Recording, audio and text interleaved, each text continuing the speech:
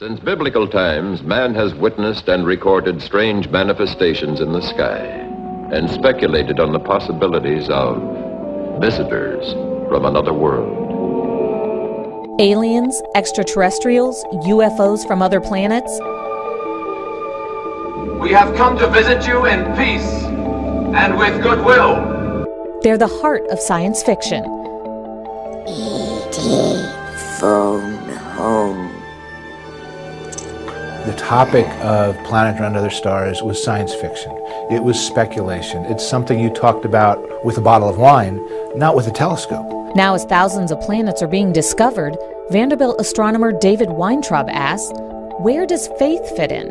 Most of us think that our God is a universal God. Does our God, this universal God, make sense in other parts of the universe? That's the question that got me started. In a new book, Weintraub looks at Earth's most popular religions. If those holy scriptures recognize the possibility of life somewhere else, did they say anything about our relationship to those beings, about the relationship of the religious practices down here on Earth to those other beings? And how religions would deal with the possibility of life on other planets. Knowing the answer to that question, I think, is very profound for us in thinking about ourselves and how we fit in the universe. It's a religious question. For Muslims? Within Islam, there's a strong belief that life beyond the earth does exist. But there are challenges. If you're required to pray 5 times a day facing Mecca, you've got to figure out where Mecca is. And if you're 100 million light years away, that might be tough to do.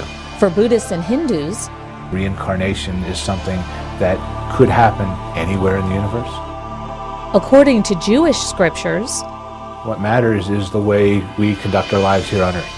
For Christians, opinions are mixed. Some Christian denominations strongly accept the idea of original sin, in which case they have to deal with this theological issue of whether we on earth are the only sinful creatures in the universe. And if we're not, how did those other creatures become sinful if they didn't inherit the original sin from Adam and Eve? Some Protestant denominations are willing to explore the idea of life beyond Earth, but not others. Most evangelicals would accept the idea that we are the only place in the universe that life exists, that God's attention is solely focused on us. Ultimately, Weintraub says faith leaders should think about the future. What does sin mean in the larger sense of the universe as a whole? Here and in space. The universe was around for 10 billion years before the Earth appeared. To see where faith fits in. There's no reason to think we're alone. The universe is a big place.